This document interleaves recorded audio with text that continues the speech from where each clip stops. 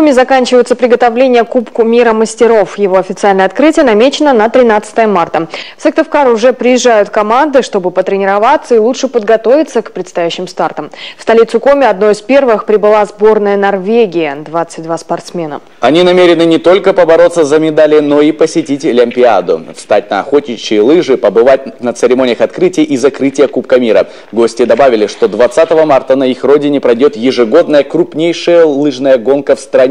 Однако в этом году они выбрали именно соревнования в России. Организаторы Кубка мира мастеров намерены сделать его максимально доступным для болельщиков. Вопреки слухам, попасть на стадион имени Раисы Сметаниной в дни соревнований можно будет свободно, без всякого предъявления документов. Ну а доставлять к месту публику будет 16 автобусов. Максим Васильев изучил маршрут. Транспортная доступность соревнований – один из ключевых факторов подготовки. Кубок мира мастеров в этом смысле не исключение. Доставлять болельщиков к месту проведения лыжных гонок на стадион имени Раисы Сметаниной будут 2 автобусных рейса. Ежедневно с 8:40 утра до 5 часов вечера. Интервал движения – 30 минут.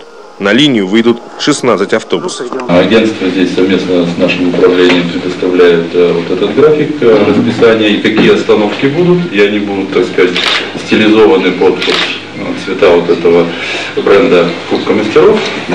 Ну, не сейчас стилизовано, да.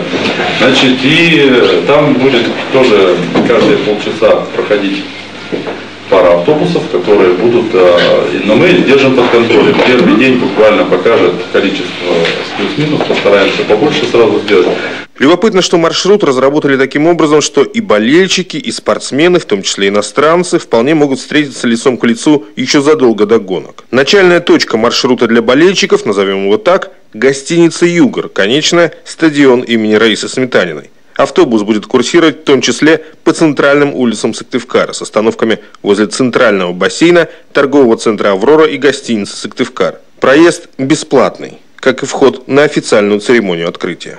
Многие спрашивают, сколько билетов на стадион зайти. Вот этот автобус, который будет ходить сюда, это бесплатное, так сказать, курсирование. Да. И открытие тоже 18:30 тоже бесплатное, тоже ждем всех. Вход в Рено бесплатный. Да. Потому что многие спрашивают, сколько это стоит.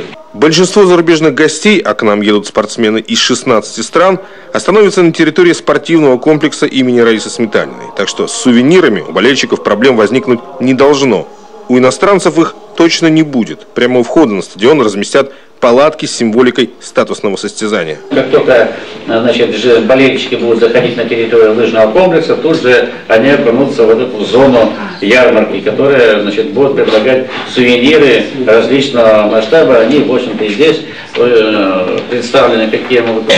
Мы ориентировались, естественно, на наших национальных умельцев, прежде всего нашу ремесленную палату, которая выставит достаточное количество сувениров, чтобы каждый, кто был на этом мероприятии, именно с этим брендом он остался, и чтобы сувенир у него был на память. Атмосферу праздника поддержат концертной программой, обустроят также шашлычные и пункты питания. Максим Васильев, Иван Богомолов, телеканал Юрган, Сыктывкар.